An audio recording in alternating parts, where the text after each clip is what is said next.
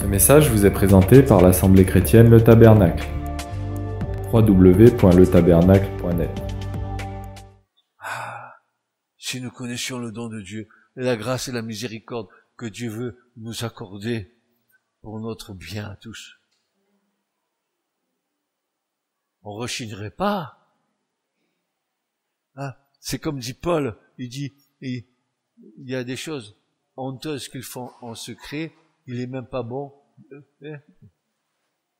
Regardez, je vais le lire, Éphésiens.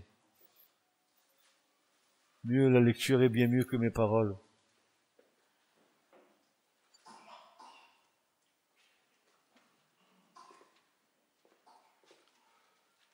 Voilà ce que dit Paul. Vous n'avez rien de commun avec les œuvres infructueuses des ténèbres, mais plutôt, Éphésiens chapitre 5, n'est-ce pas, et verset 11, n'ayez rien de commun avec les œuvres infructueuses des ténèbres, mais plutôt reprenez-les aussi, car les choses qu'ils font en secret, il est honteux même de les dire.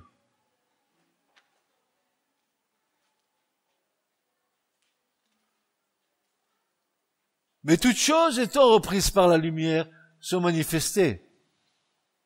Car ce qui manifeste tout, c'est la lumière. Tout ce qui est ténèbres en nous, tout péché obscur, pourri, corruption, doit être éclairé par la lumière du Seigneur. Vous savez, un jour j'ai saisi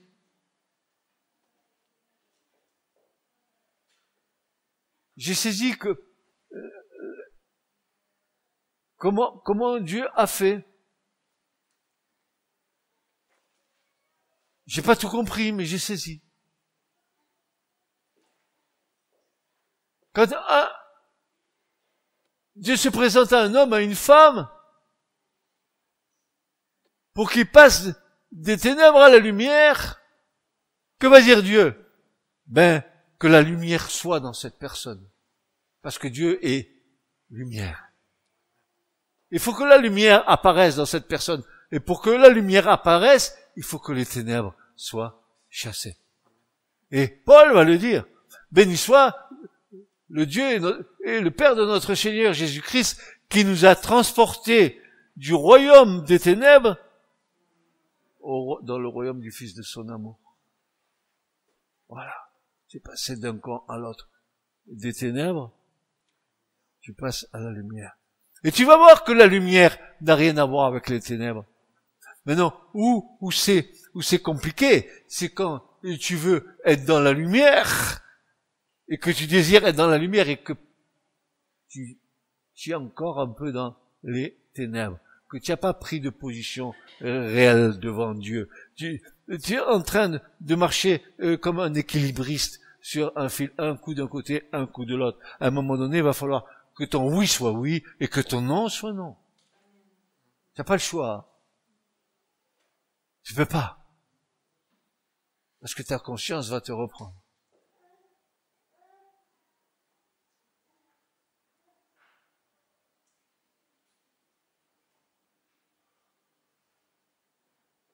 Ainsi, le prophète Jérémie nous met en garde.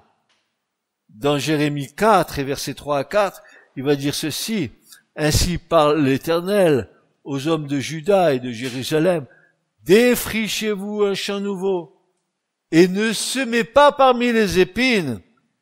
Circoncisez-vous pour l'Éternel. Circoncisez vos cœurs, hommes de Juda et habitants de Jérusalem, de peur que ma colère n'éclate comme un feu et ne s'enflamme sans qu'on puisse l'éteindre à cause de la méchanceté de vos actions.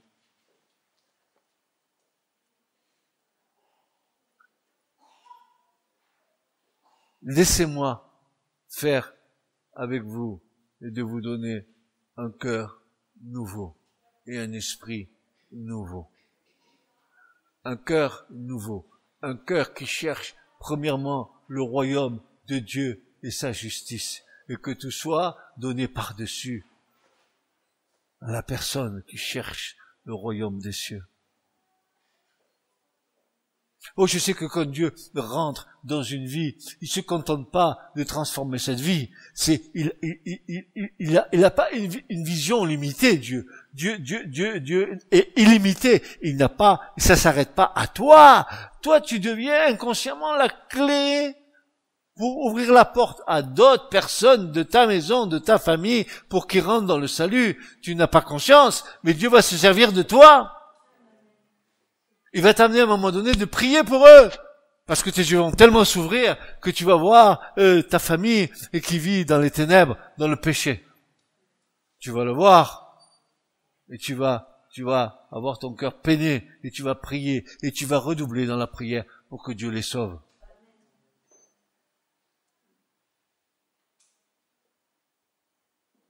Seul le sang de Jésus a la puissance, le pouvoir d'effacer la note.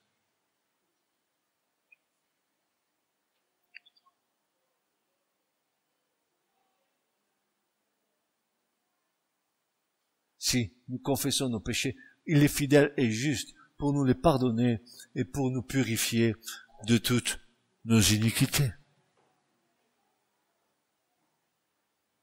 Et Jésus lui-même nous a avertis en nous disant que d'autres semences tombèrent entre les épines, et les épines montèrent et les étouffèrent. Alors, oui, tu peux recevoir les paroles du royaume avec joie. Pendant un moment, tu peux te réjouir de ce que tu entends, de ce que tu vis même. Puis tout d'un coup, il y a les problèmes de la vie qui arrivent et qui commencent à t'enquiquiner, et tu es plus fixé sur tes problèmes que sur le Seigneur. Et alors à ce moment-là, la parole, elle est en train de s'amenuiser en toi. Et ton terrain, il porte plus de fruits. Les soucis de la vie, les problèmes de la vie, c'est ce que Jésus dira. Ça te ravit tout ce que le Seigneur avait déposé dans ton cœur. Parce que fais attention, je te signale que c'est toi le responsable de ce que tu reçois. Dieu te donne, mais c'est à toi de garder ce que Dieu t'a donné. À toi de le faire prospérer, fructifier. Tu as vu que quand tu reçois un héritage de ta belle-mère ou de ton beau-père ou de ta grand-mère, la première chose que tu fais, c'est que tu es en train de faire un calcul pour le placer pour qu'il te rapporte des sous-sous.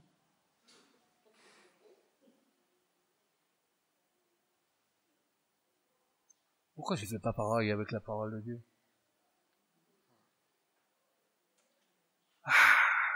Arpagon. Picsou.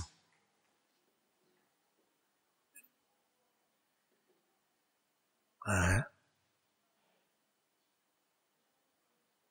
Et Jésus dira, mais celui qui a été semé dans les épines, c'est celui qui entend la parole.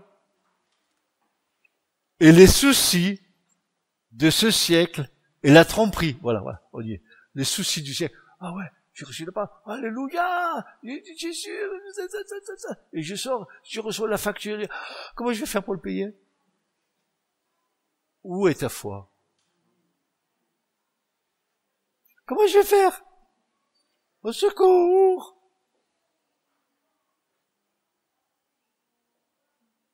S'il m'augmente pas le salaire, je sais pas comment je vais faire.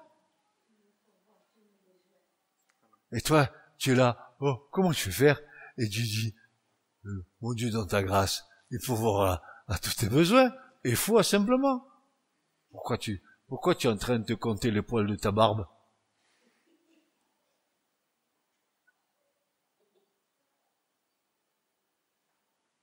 Et foi, simplement. Crois simplement. Et tu es un enfant de Dieu? Amen. Alors crois.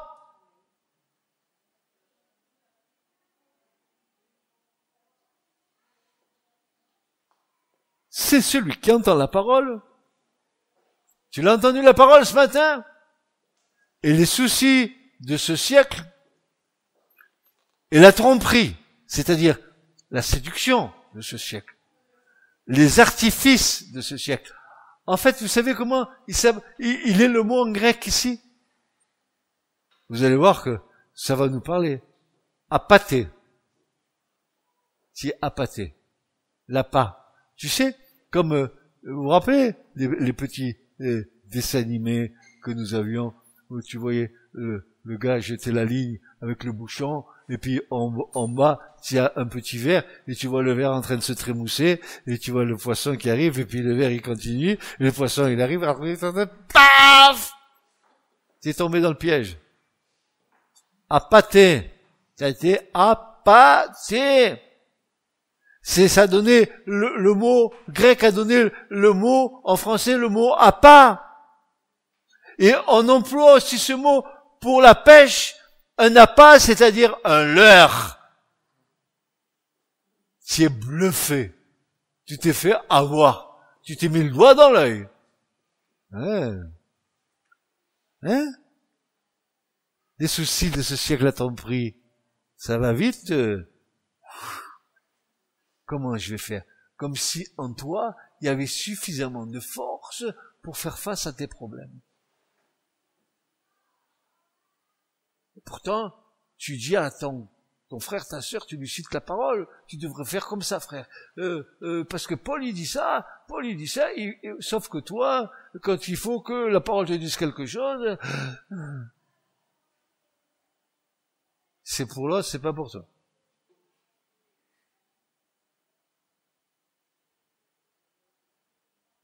On emploie aussi ce mot pour la pêche, un appât, un leurre. L'appât, c'est l'envie et la séduction en même temps. La tromperie des richesses, ce désir de posséder qui entraîne nos cœurs à se détourner du Seigneur. Ah, si nous mettions toutes nos forces au service de la recherche du Seigneur, autant que nous les mettions au désir de posséder, de vouloir jouir des biens matériels de notre vie. Ah. Eh ben, cela étouffe la parole et c'est sans fruit.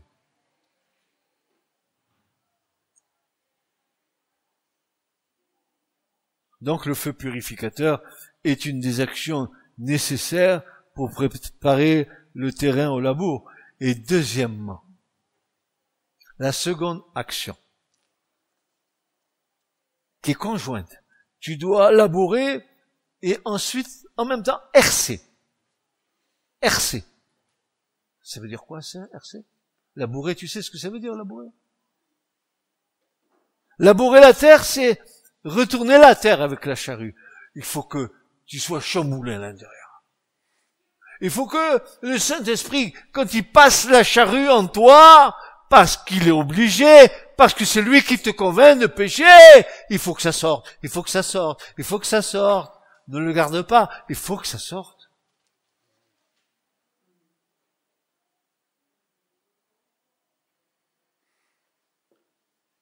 Labourer la terre, c'est retourner la terre avec la charrue, c'est laisser le soc de la charrue s'enfoncer profondément.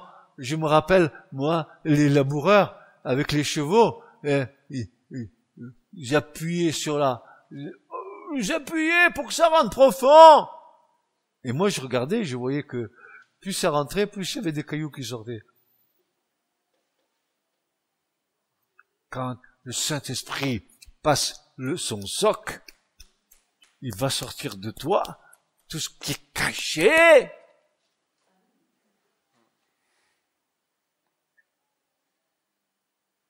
Et toutes sortes de matériaux contraires à un bon ensemencement. C'est la première action déterminante. Il faut labourer et herser, car la herse est un instrument aratoire qui concerne le labourage. La herse, elle est munie de fortes dents et sert, après le labour, à briser les mottes. Il faut que le péché disparaisse, mon pauvre. Un bon coup sur la tête. J'en ai fini avec le péché, et je t'en mets un coup sur la tête. Je fricote pas. Je ne fricote pas. Oh Dieu, bénis-moi, s'il te plaît. Toi qui es bon et miséricordieux, bénis-moi. Mais laisse-moi encore que je fasse un petit peu mon petit trafic, en attendant que je vienne à toi, mais bénis-moi, s'il te plaît. Bénis ma famille, bénis mes enfants, bénis oui, bénis ma femme, bénis oui, bénis mon mari, bénis oui, bénis Seigneur. Vous savez, le compromis dont nous sommes si friands,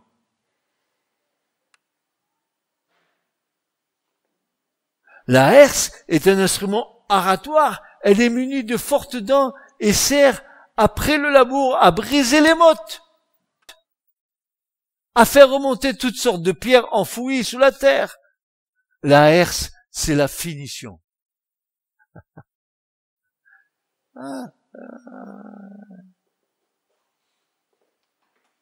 C'est le temps de l'émondage. Couper tout serment qui ne porte pas de fruits.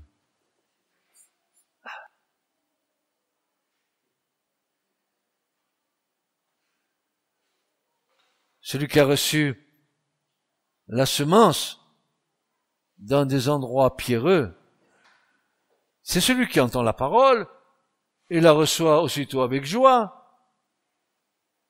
Mais il n'a pas de racine en lui-même. Il a reçu la parole, mais cette parole n'a pas pris racine. Il s'est réjoui, oui, il a entendu, mais il est partagé. Et il lui suffit pas de grand-chose. S'il avait un peu de persistance, de persévérance, alors peut-être que il verrait quelque chose se passer dans sa vie, parce que cela dépend de lui, n'est-ce pas? Dès que survient une tribulation ou une persécution à cause de la parole, il trouve une occasion de chute. Mais tu es fada, toi. Tu crois en Dieu, toi? Tu es tombé sur la tête ou quoi? Dieu n'existe pas. C'est moi, Dieu. C'est moi, Dieu. C'est le mensonge de l'Éden. Si vous mangez de la connaissance du bien et du mal, vous serez comme des...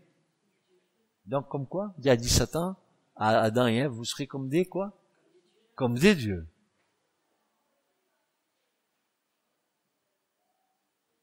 Passez la herse de la parole. Passez le feu de la parole dans nos vies.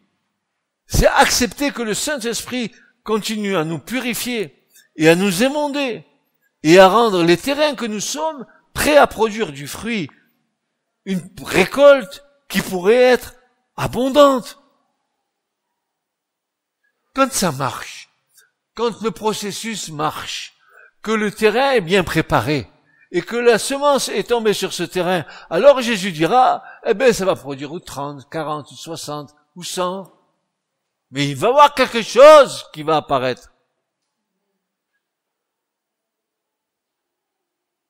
L'espérance d'une récolte.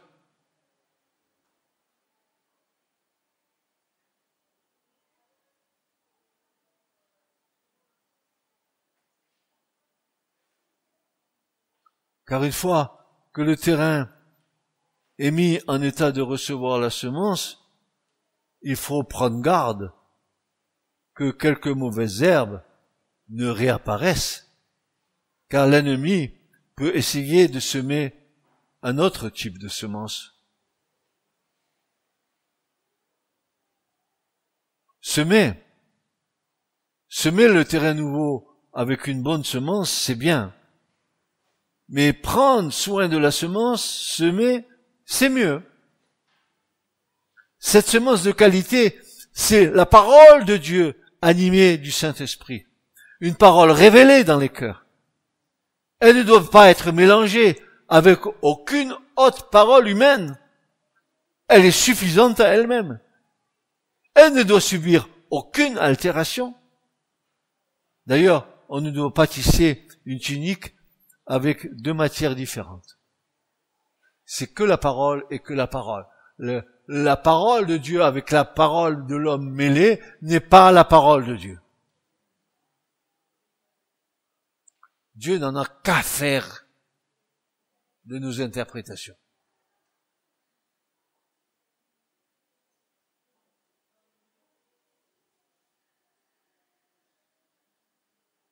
Alors, il y en a encore une autre. Celle-là, elle est bonne. Et Jésus va leur proposer une autre parabole, disant, le royaume des cieux a été fait semblable à un homme qui semait de bonnes semences dans son champ. Bonnes semences, bon terrain, etc. Mais, pendant que les hommes dormaient, son ennemi vint et il va semer de l'ivraie parmi le froment, et lui s'en alla. Ah, tiens. Tu peux avoir un bon terrain, avec une bonne semence, fais attention que l'ennemi, il sème pas en toi une semence qui ne soit pas une semence bonne, et qui va se mélanger avec la bonne semence, et qui va croître ensemble, que tu vas pas pouvoir distinguer, que Jésus dira à la fin, il faut laisser arriver jusqu'en haut pour les discerner. Elles ont la même apparence.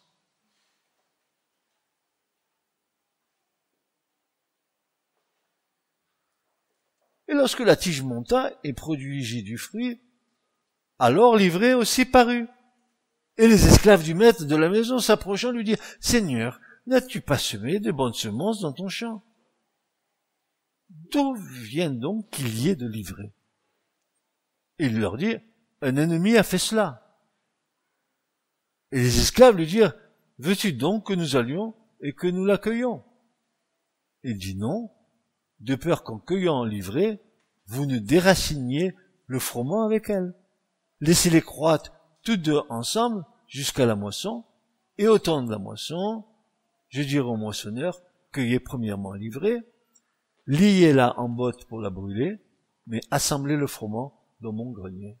À la fin, on va pouvoir voir la différence. C'est comme du Canada Dry, ça a l'odeur du Canada Dry, ça a la couleur du Canada Dry, mais ce n'est pas du Canada Dry.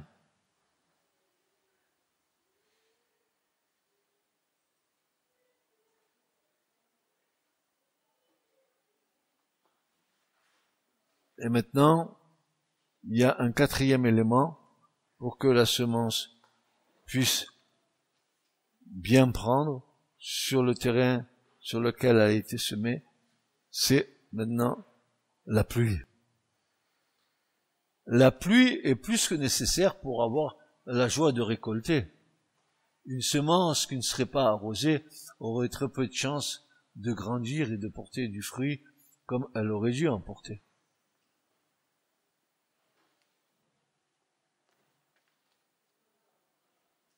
Vous vous rappelez ce que disait le prophète Zacharie?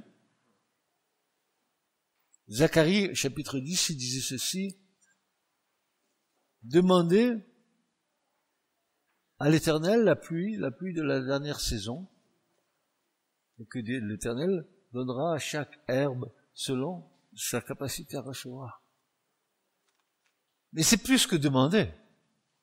Parce que le verbe, en hébreu, il est plus fort que ça. Sha'alou, sha'al, en hébreu, veut dire désirer ardemment. Je désire ardemment la pluie de la dernière saison. Je désire ardemment la pluie du Saint-Esprit sur ma vie. Je désire ardemment que le Saint-Esprit fertilise en moi la semence que Dieu a plantée en moi. C'est le Saint-Esprit qui va faire grandir cette semence, frères et sœurs.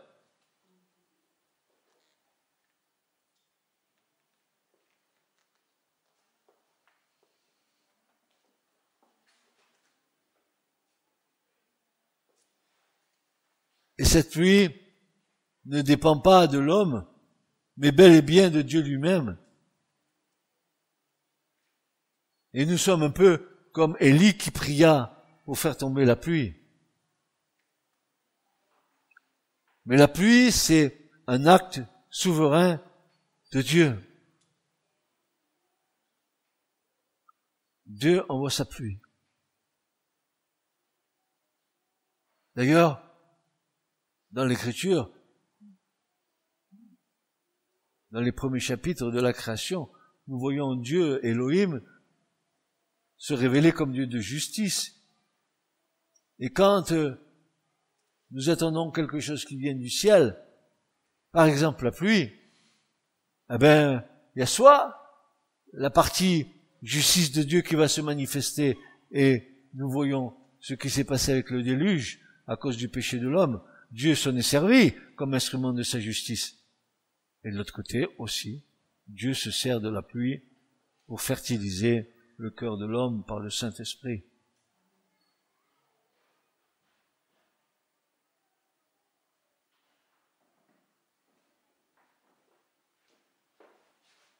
Puis vient le temps de la récolte.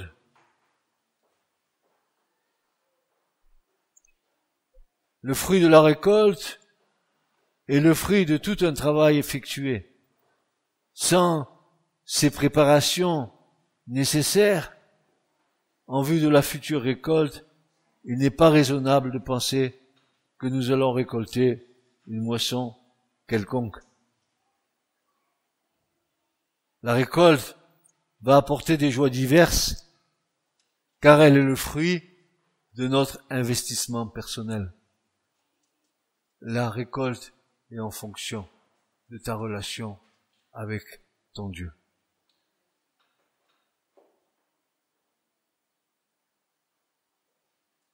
Je t'en supplie, sois attaché au Seigneur.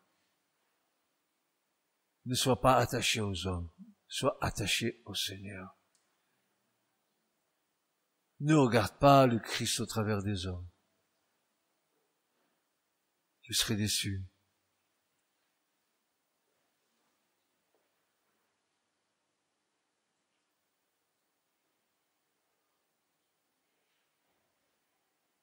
La récolte va apporter des joies diverses, car elle est le fruit de notre investissement personnel. Nous espérions plus, et nous récoltons moins. Nous espérions moins, et nous récoltons plus. Ça, c'est le Seigneur. Mes projets ne sont pas vos projets, mes voies ne sont pas vos voies.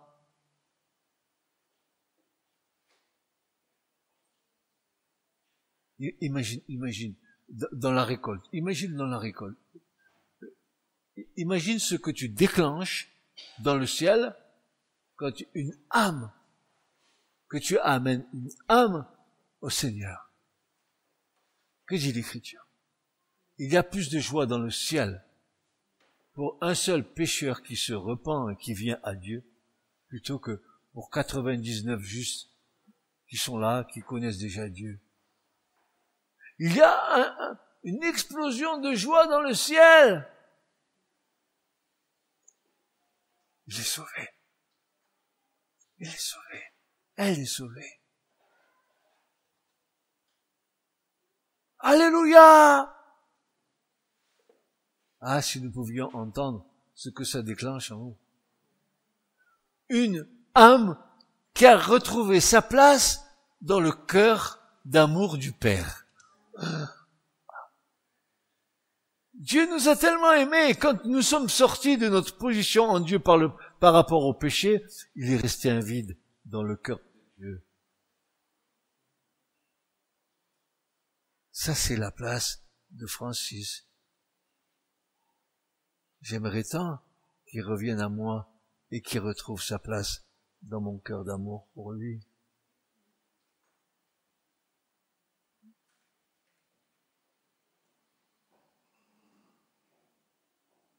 Que ferais-je pour lui?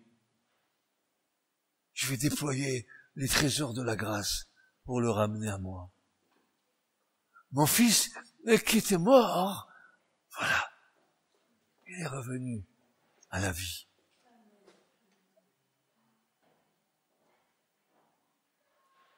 Et l'Écriture nous dit en finalité, va nous dire ceci: ceux qui sèment avec larmes moissonneront avec des chants d'allégresse.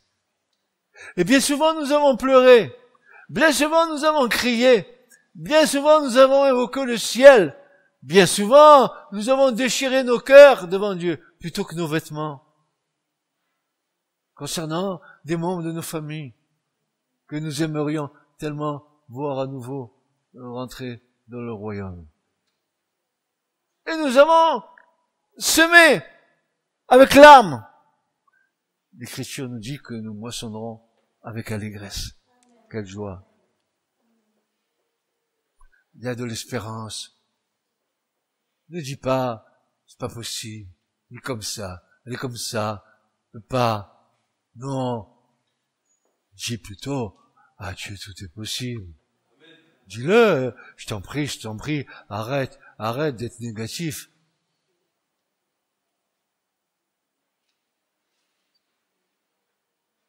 Celui qui marche en pleurant, quand il porte la semence, revient avec allégresse quand il porte ses gerbes. Oh, que c'est beau.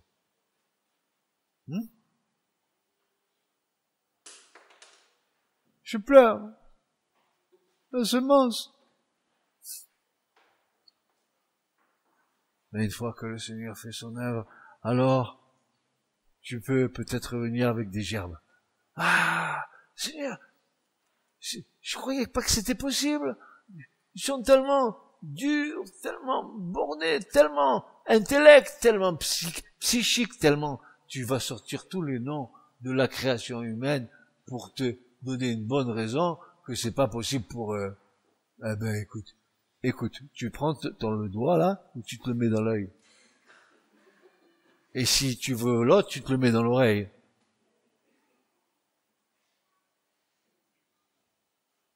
Parce que l'Écriture dit, tout est possible à celui qui croit.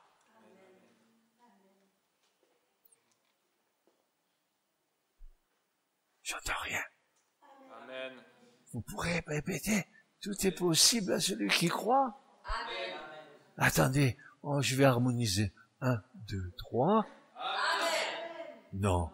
Tout est possible à celui qui croit. Ah, voyez, vous êtes dur d'oreille. Que vous êtes dur d'oreille. Comment voudriez-vous comprendre la parole de Dieu si vous n'êtes pas capable de comprendre une parole humaine?